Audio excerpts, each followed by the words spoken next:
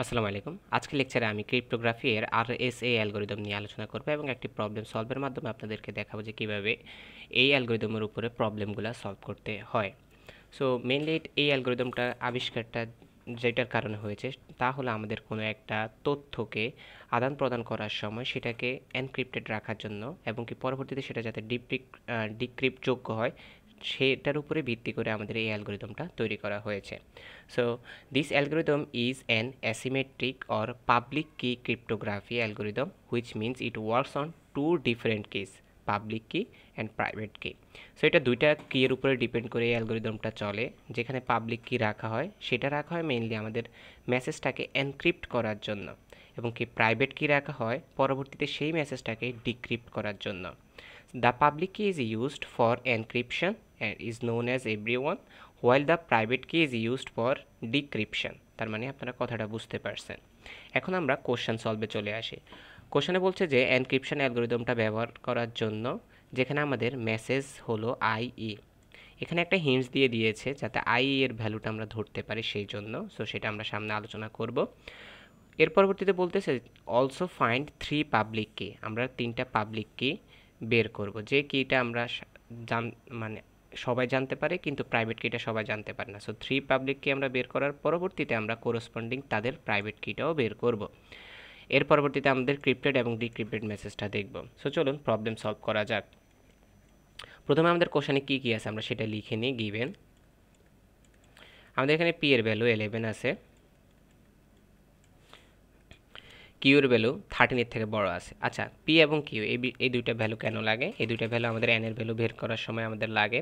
So প্রথমে বলে নিই এরা অবশ্যই প্রাইমারি কি হবে। সো এটা যেমন পি এর ভ্যালু 11, এখন কিউ এর ভ্যালু আমরা চাইলে 13 থেকে বড় তার মানে 14, 15, 16 এগুলো নিতে পারবো না, আমরা 17 নিতে পারবো, আমরা 19 নিতে পারবো। সো আমাদের কিউ এর ভ্যালু আমরা 17 অথবা 19 বা এর থেকে কোনো বড় প্রাইমারি কি নিতে পারি। সো যেহেতু আমাদের সবচেয়ে ছোট কাছাকাছি আছে 17, সো 17 নিয়ে কাজ করাটা ভালো। আচ্ছা, এর পরবর্তীতে আমাদের এম এর ভ্যালুটা দেওয়া আছে, যদি আমরা এখন এই এম এর ভ্যালুটা বের করে নেব। এখানে আই ই দেওয়া আছে, এর পাশাপাশি হিন্টসগুলো দেওয়া আছে। সো হিন্টস দেখে আমরা যেটা বুঝতে পারছি যে এর ভ্যালু 1, বি এর ভ্যালু 2, জেড এর ভ্যালু 26। তার মানে আমরা বুঝতে পারছি যে অ্যালফাবেটিকাল অর্ডারে তারা নাম্বারগুলোকে ধরে নিয়েছে। সো এখানেও যদি দেখি এ বি মানে কি, এ হলো 1 নম্বর পজিশনে আছে, বি 2 নম্বর পজিশনে আছে। আই এ মানে আই তো 9 নম্বর পজিশনে আছে, এ 1 নম্বর পজিশনে আছে।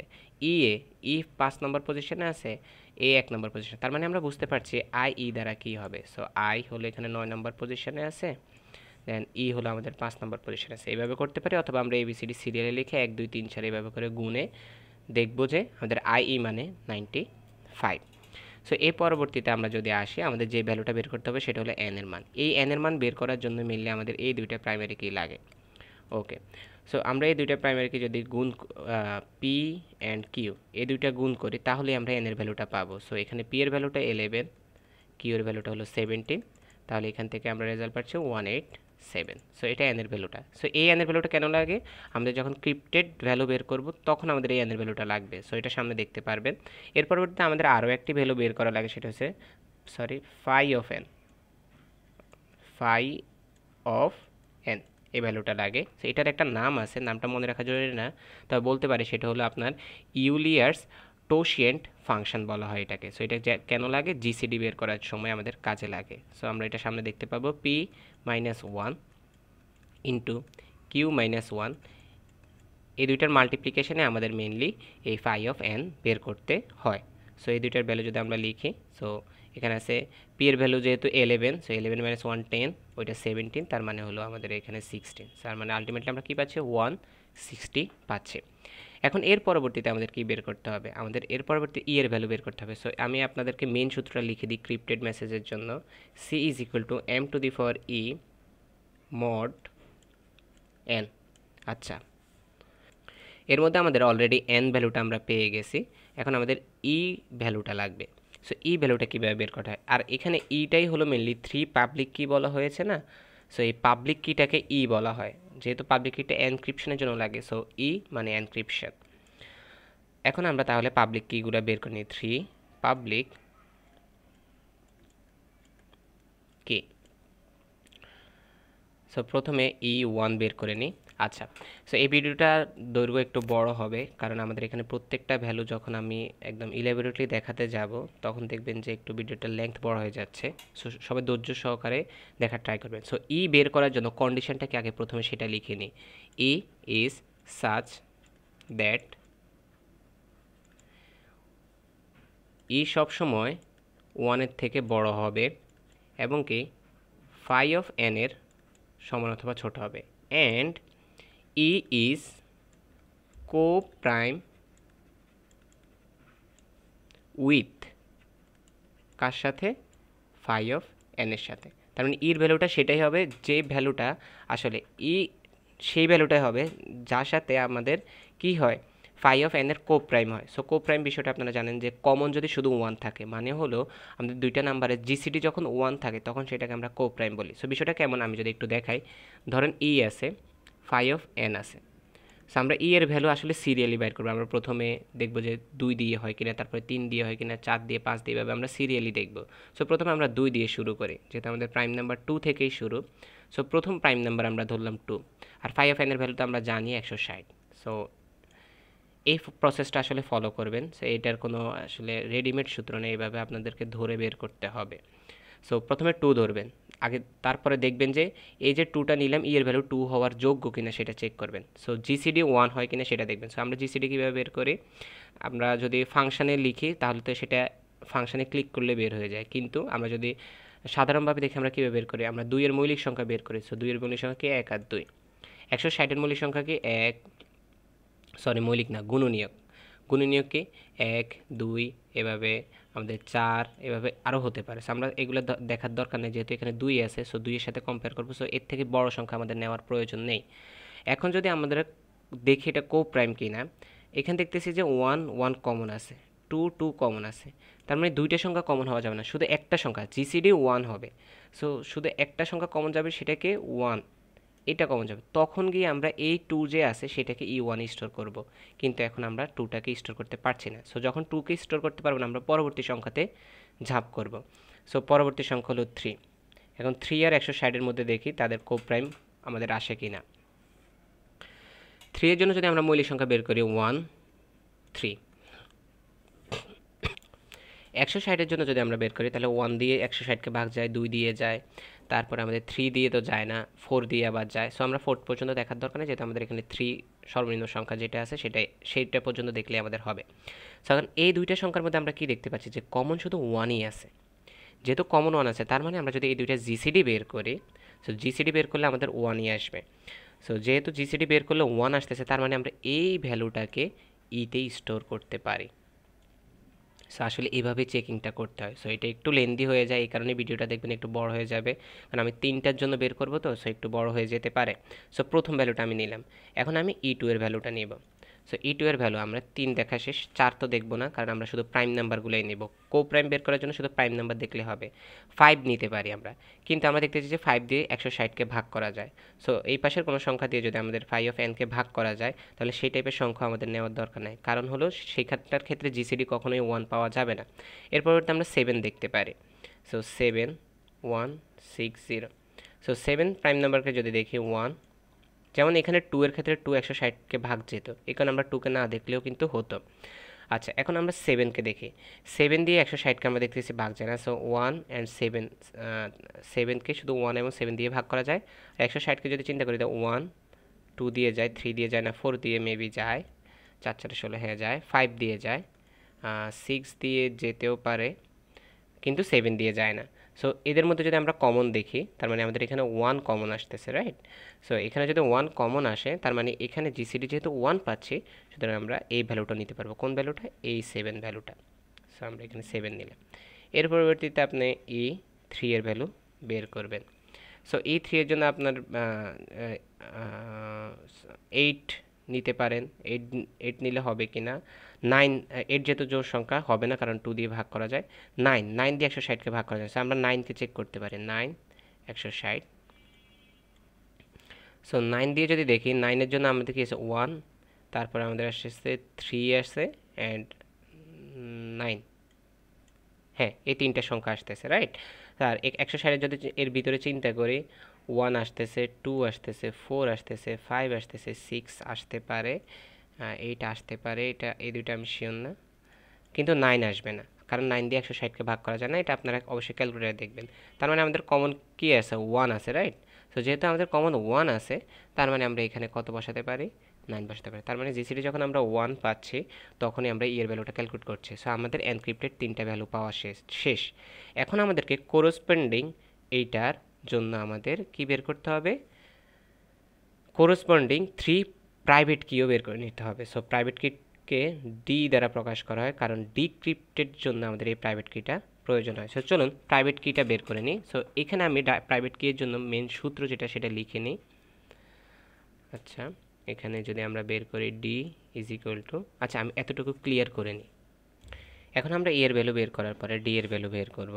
So D is equal two, D এর জন্য যে সূত্রটা লাগবে সেটা হলো 1 প্লাস আমাদের এখানে সামেশন অফ, আচ্ছা এটা কত থেকে শুরু হবে, কে এর ভ্যালু আমাদের 0 থেকে শুরু করে একদম ইনফিনিটির আগ পর্যন্ত চলতে থাকবে, হ্যাঁ। তো এখানে যেটা হবে কে ইন্টু আমাদের যে একটাকে ফাই অফ এন বের করেছিলাম সেই ভ্যালুটা, দেন নিচে আমাদের এখন ই এর ভ্যালুটা হবে।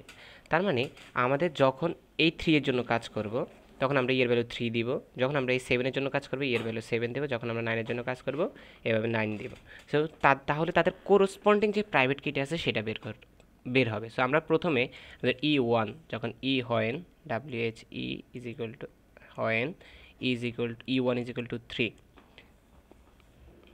তখন কাজটা করি। সো এখন যদি আমরা কাজটা করি তাহলে ডি ইজ ইকুয়াল টু কি আসতেছে, এর ভ্যালু 3 1 প্লাস, এখন কে এর ভ্যালুটা আমরা কত ধরবো। সো এখানে যেটা করতে হবে, কে এর ভ্যালুটা আমাদের যে কোনো নাম্বার হতে পারে, 0 থেকে যে কোনো নাম্বার হতে পারে। তো আমরা এক এক করে ইনক্রিমেন্ট করে ধরবো। সো প্রথমে 0 আছে, আমরা 0 ধরবো না, কারণ 0 দিলে পুরোটা মাল্টিপ্লিকেশন হয়ে 0 হয়ে যায়, উপরে শুধু 1 থাকে। 1কে আমরা যে কোনো নাম্বার দিয়ে ভাগ করলে সেটা দশমিকে চলে আসে, কারণ আমাদের ডি এর গোলই এরকম যে ডি দিয়ে যদি আমরা রেজাল্টটা বের করি অবশ্যই সেটা হোল নাম্বার হইতে হবে, কখনো দশমিক ভ্যালু আসা যাবে না। যদি দশমিক ভ্যালু আসে তাহলে সেই নাম্বারটা ক্যান্সেল আউট হবে। সো আমরা কে এর ভ্যালু 1 থেকে শুরু করতে পারি। So 1 into phi of n এর ভ্যালু কত, ফাই অফ এন এর ভ্যালু হলো 160। এই ভ্যালুটা যদি আপনি ক্যালকুলেট করেন তাহলে কত আসে দেখেন। সো এই ভ্যালুটা আসতেছে 53.67। দেখেন এই ভ্যালুটা কি একটা হোল নাম্বার, না এটা একটা হোল নাম্বার না। যেহেতু এটা হোল নাম্বার না, তার মানে আমাদের কে এর ভ্যালু 1 দিয়ে কখনোই কাজ হবে না। সো আমরা এ ডি এর ভ্যালুটা নিব না। সো আপনারা, আমি এখানে কেটে আপনাদেরকে একটা করে দেখিয়েছি, কিন্তু আপনারা এটা ক্যালকুলেটর হিসেব করবেন, না হলে খাতার মধ্যে বেশি কাটা ছেঁড়া হয়ে যাবে। সো ডি এর ভ্যালু আমরা আরেকবার বের করে দেখি। এখন আর আমরা কে এর ভ্যালু 1 নিব না, আমরা কে এর ভ্যালু আরও এক ইনক্রিমেন্ট করে 2 নেব। সো 3 1 প্লাস 2 ইন্টু আমাদের 160। এখন এটা আপনারা ক্যালকুলেট করে দেখেন, 2 দিয়ে ক্যালকুলেট করার পরে রেজাল্ট আসছে 107। তার মানে এটা কি একটা হোল নাম্বার, যখন এটা হোল নাম্বার আমরা এই নাম্বারটাকে স্টোর করে নিতে পারবো।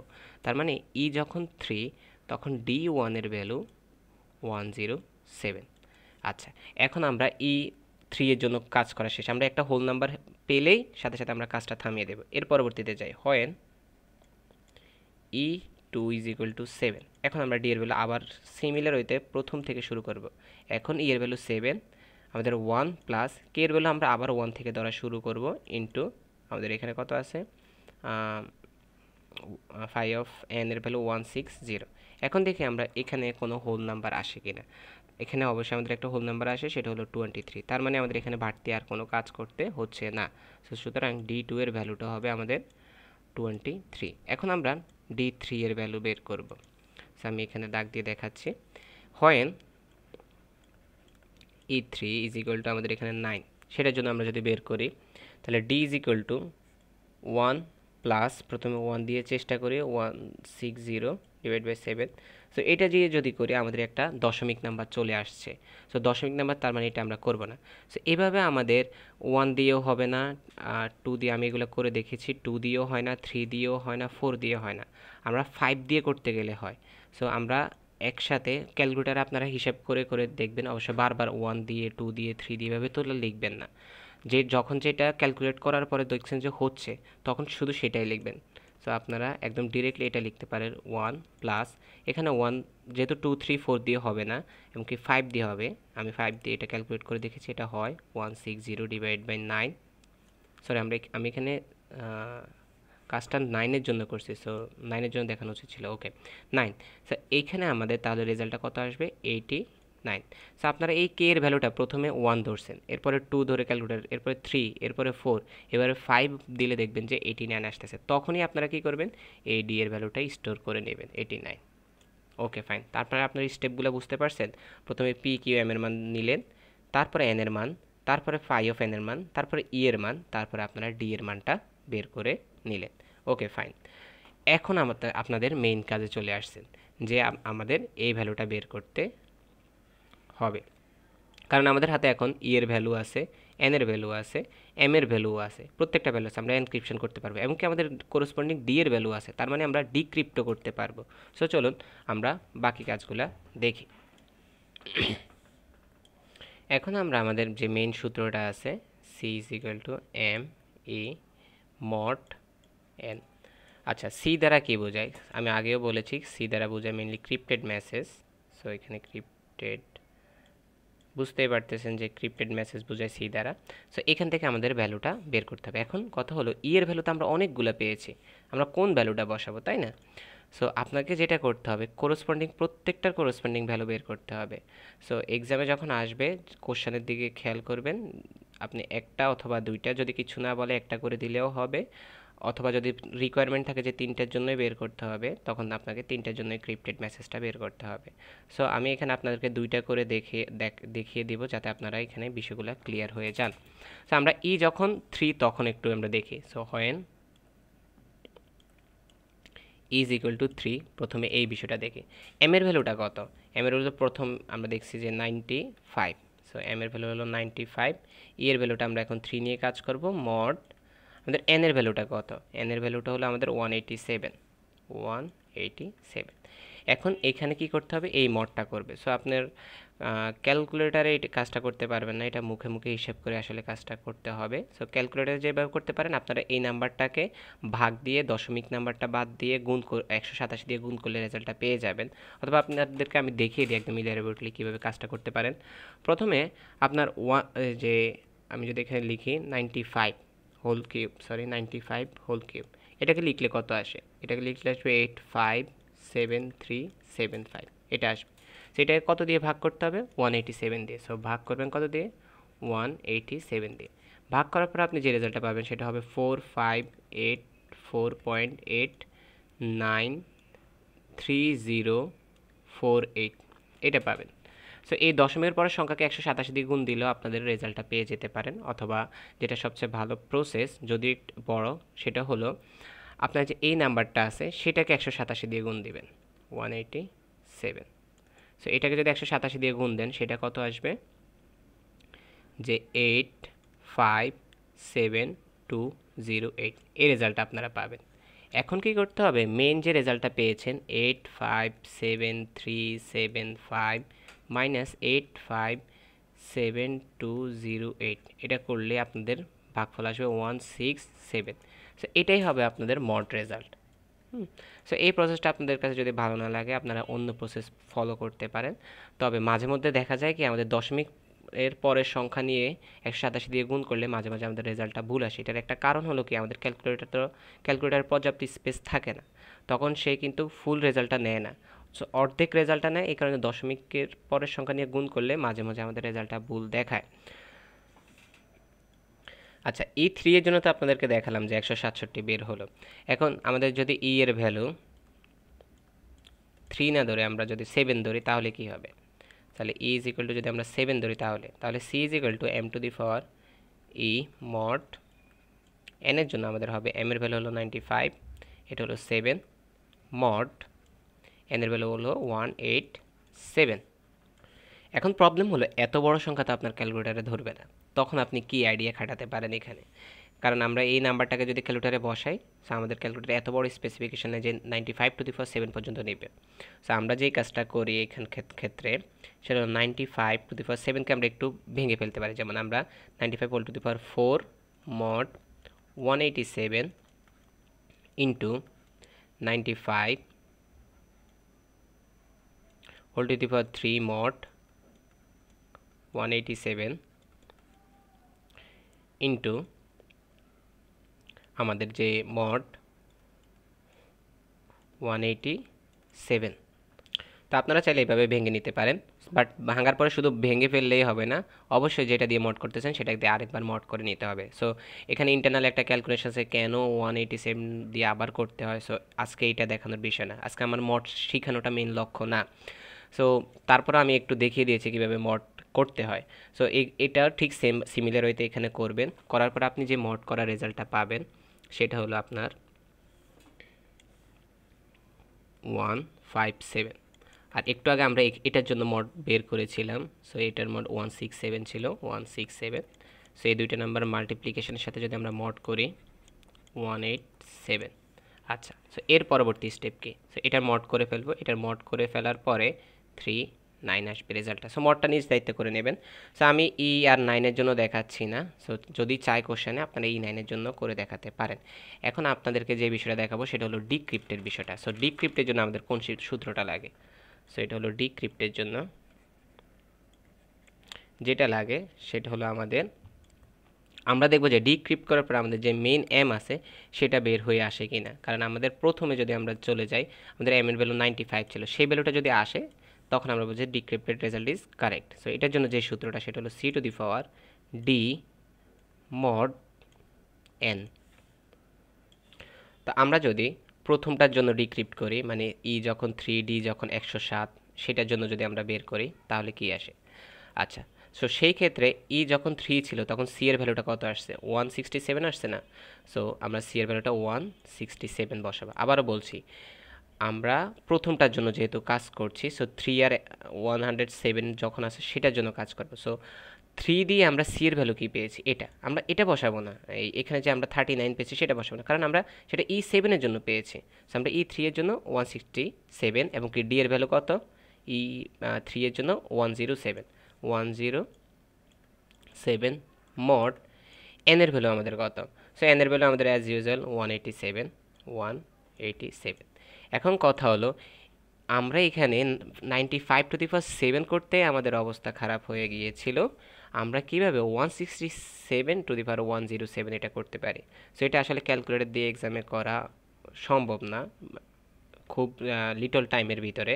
সো সেহেতু আমরা আমাদের যে মেন রেজাল্টটা আছে সেটাই লিখে দেব। সো আমাদের মেন রেজাল্টটা কী আছে? 95। সো এটাই আমাদের ডিক্রিপ্টেড। কিন্তু আপনারা চাইলে মোবাইল দিয়ে এটা বের করতে পারেন, কারণ মোবাইলে আমাদের সায়েন্টিফিক ক্যালকুলেটরগুলোতে অনেক বিশাল নাম্বারও নিতে পারে। সো আপনারা এক্সামে যেটা করবেন, ডিক্রিপ্টের কথা বললে অবশ্যই যে রেজাল্টটা মেন আসতেছে সেটা আপনারা বসিয়ে দেবেন, কারণ এত বড় সংখ্যা নিয়ে কাজ করা আসলে এক্সামের যে ছোট সময় আছে সেটাতে করা সম্ভব না। সো আমি স্টেপগুলো আবারও সামারাইজ করতেছি। প্রথমে যে আমাদের মৌলিক সংখ্যাগুলো আছে সেগুলো নিয়ে নেবেন, এম এর ভ্যালুটা হিন্টস থেকে ধরে নেবেন, হিন্টস ছাড়া যদি ডিরেক্ট দেওয়া থাকে তাহলে সেটা লিখে নেবেন। এন এর ভ্যালুটা পি কিউর মাল্টিপ্লিকেশন করে বের করে নেবেন। ফাই অফ এনটা আপনারা এখানে যে সূত্রটা আছে সেটা দিয়ে বের করে নেওয়ার পরে ই এর ভ্যালুটা বের করবেন। সো ই এর ভ্যালুর জন্য আমি যে শতটা লিখে দিয়েছিলাম এখানে এটা নাই, সো সেটা দিয়ে ই এর ভ্যালুটা আপনারা বের করে নেবেন। প্রথমে চেক করবেন যে 2 দিয়ে হয় কিনা, তারপরে 3 দিয়ে, তারপরে এভাবে 4 5 6 7 8 এভাবে সিরিয়ালি আপনারা চেক করবেন। চেক করার পরে পরবর্তীতে ই এর ভ্যালু আপনারা যখন পাবেন, যেহেতু এখানে 3টা বলছে, 3টা যদি 2টা বলতো আমাদের এখানে 3 আর 7 করার পরে আমরা করতাম না, একটা বললে আমরা 3 করার পরে করতাম না। এর পরবর্তীতে আপনাদের কী করতে হবে? কোরসপন্ডিং ডি এর ভ্যালু বের করতে হবে। সো ডি এর ভ্যালুটা কীভাবে বের করতে হয় সেই নিয়ম ফলো করে ডি এর ভ্যালুগুলো বের করবেন। এখন আপনাদের এনক্রিপশনের বিষয় আসলো। সো প্রত্যেকটা আপনাদের যে প্রায় পাবলিক কি আছে সেই পাবলিক কিয়ের সাপেক্ষে আপনারা যে আপনাদের ক্রিপ্টেড যে মেসেজটা আছে সেটা বের করে নেবেন। সো আমি 3 এর সাপেক্ষে এবং কি 7 এর সাপেক্ষে করে দেখিয়েছি, আপনি 9 এর সাপেক্ষে বা অন্যান্য সংখ্যা আসলে সেই সাপেক্ষে করতে পারেন। সেই নাম্বারগুলো পাওয়ার পরে পরবর্তীতে আমি যেটা আপনাদেরকে দেখিয়েছি সেটা হলো ডিক্রিপ্ট করা। সো ডিক্রিপ্ট করার নিয়মটা কি? সেটা হলো আপনাদের এই সূত্রটা ফলো করতে হবে যখন যেই নাম্বারের জন্য করতেছেন। এখন যেমন আমরা এই ডিক্রিপশনটা কিসের জন্য করছি? ই যখন 3, ডি যখন 107 সেই সাপেক্ষে করছি, সরি কারণ E3 এর জন্য আমাদের সি এর ভ্যালু কত আসে? E3 এর জন্য 167 আসে। সো এভাবে আপনারা ডিক্রিপ্টের যেই নাম্বারের জন্য করবেন সেই অনুযায়ী কাজটা করে নেবেন। সো আশা করি আপনাদের এই লেকচার থেকে বুঝতে পারছেন যে এই টাইপের প্রবলেমগুলো আসলে কীভাবে সলভ করতে হয়। সবার যদি ভালো লাগে অবশ্যই লাইক করবেন, সাবস্ক্রাইব করা না থাকলে সাবস্ক্রাইব করবেন, কোশ্চেন থাকলে অবশ্যই আমাকে কমেন্ট সেকশনে জানাবেন। সবাই ভালো থাকবেন, আসসালামু আলাইকুম।